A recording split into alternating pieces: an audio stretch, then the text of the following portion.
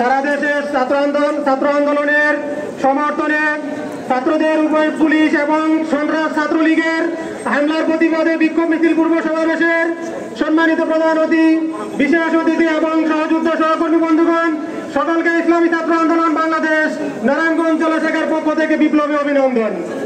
আমরা ইসলামী ছাত্র আন্দোলন বাংলাদেশ আমরা এদেশের শিক্ষা প্রতিষ্ঠান থেকে পড়াশোনা করে এদেশের ছাত্রদেরকে নিয়ে আমরা কাজ করতেছি।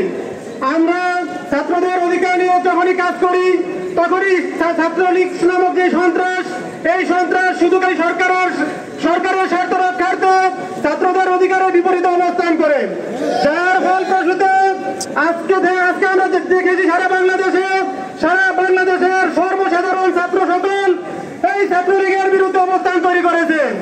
এই ছাত্রলীগ আর কখনো কোনো ক্যাম্পাসে অবস্থান তৈরি করতে পারবে না। আমরা ইসলামী ছাত্র আন্দোলন বাংলাদেশ এদেশের ছাত্র সমাজকে সংগঠিত করে ছাত্রলীগের বিরুদ্ধে আজীবন সংগ্রাম ঘোষণা করলাম। আমরা চাই যদি ছাত্রলীগ এই বাংলাদেশে ছাত্র রাজনীতি করতে চায় তাহলে তাদের এই অভিশপ্ত নাম মুছে তাদেরকে নতুন করে নাম নিয়ে আমাদের সাথে আসতে হবে, তবেই এই দেশে ছাত্র রাজনীতি তারা করতে পারবে। অন্যথায় আমরা ছাত্র আন্দোলন তাদের বিপক্ষে আছি, থাকবো ইনশাআল্লাহ।